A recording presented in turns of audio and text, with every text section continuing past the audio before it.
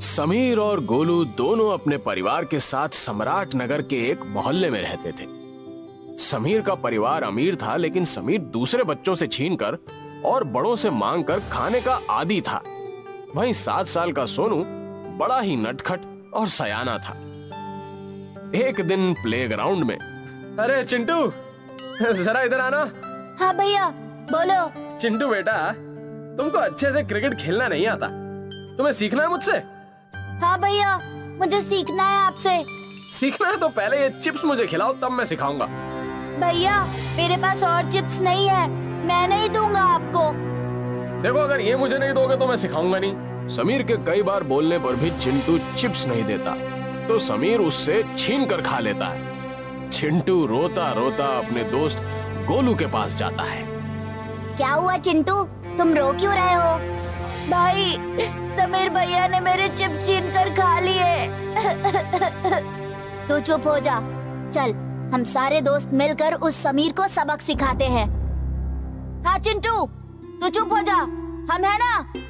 चिंटू के सारे दोस्त मिलकर समीर के पास जाकर बोलते हैं, भैया आपने मेरे दोस्त का चिप्स क्यों खाया? हाँ भैया, आपने हमारे दोस्त को क्यों रुलाया है? उसका चिप्स वापस करो। अरे क्या तुम लोग पागलों जैसी बातें कर रहे हो? मैंने कोई इसके चिप्स नहीं खाए। आप झूठ क्यों बोल रहे हैं?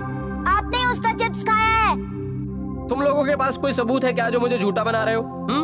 चलो भागो यहाँ से, नहीं तो अभी मारूंगा तुम लोगों को। चलो निकलो। समीर सभी बच्चों को डराकर भगा देता है। सभी वहाँ से चले जाते हैं और फिर चिंटू को चुप कराते हैं।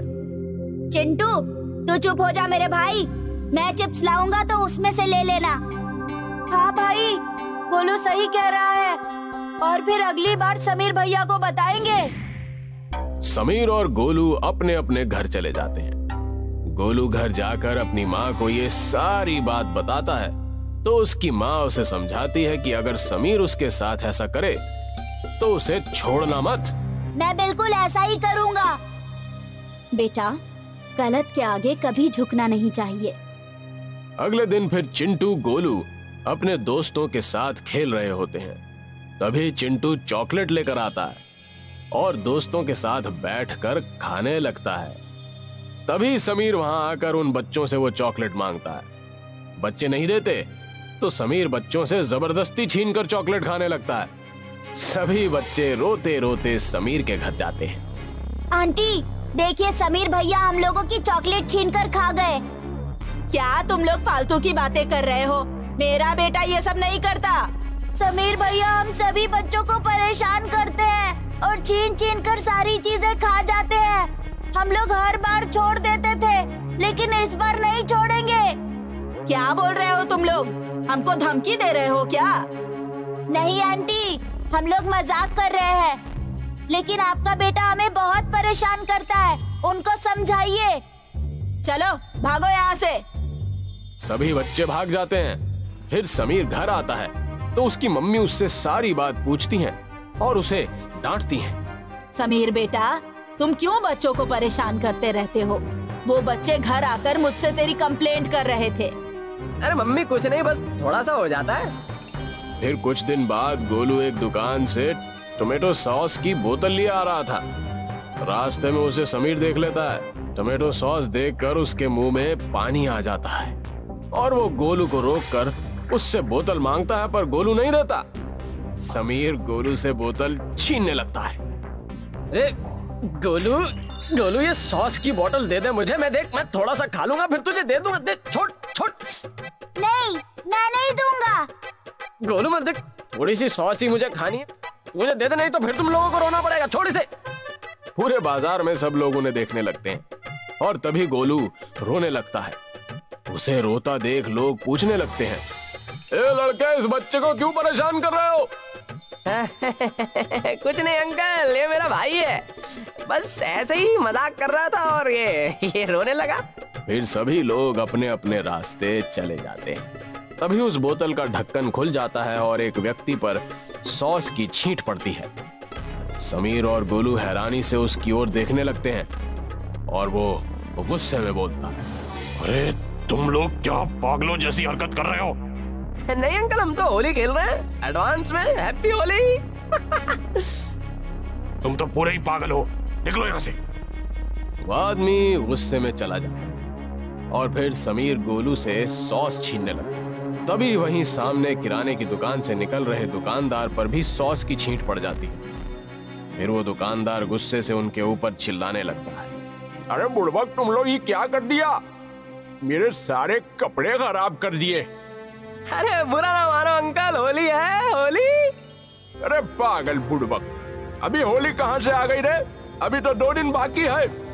अरे हाँ अंकल, लेकिन हमारी होली अभी से शुरू हो गई, सॉस वाली होली। वाह बेटा, तुमने नई होली निकाली है।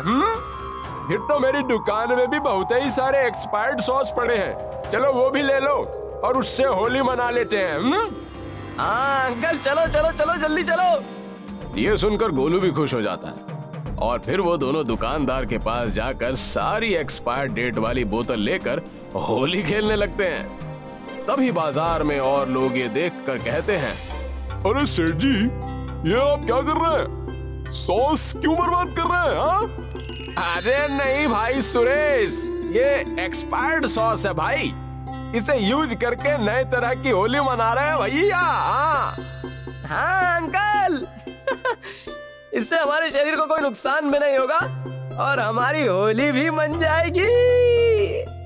वाह बेटा वाह, तुमने तो बड़ा अच्छा तरीका निकाला। रुको, मैं भी अपनी दुकान से एक्सपायर्ड हो चुकी सॉस की बोतल ले आता हूँ। रुको। हाँ अंकल, जरूर लाइए। उन्हें ऐसा करते देख सारे दुकानदार अपनी दुकान से सॉस ले आते हैं और मार्केट की एक खाली जगह में सॉस का तालाब बनाकर वहाँ होली खेलने लगते हैं। अरे आप लोगों का बहुत बहुत धन्यवाद जो इस होली को इतना आनंदमय बना दिया।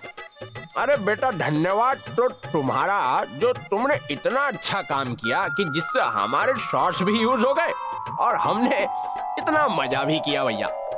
सॉस होली को होली के अगले 2 दिनों तक मनाया गया और ये होली मीडिया में छा गई, जिससे दूर दूर के लोगों ने भी वहां आकर सॉस के तालाब में होली का आनंद लिया। मीडिया वालों ने समीर और गोलू का इंटरव्यू भी लिया। इस दौरान समीर को अपनी गलती का एहसास हो गया। अगली बार से उसने बच्चों को परेशान नहीं किया और गोलू के सॉस के पैसे भी दे दिए।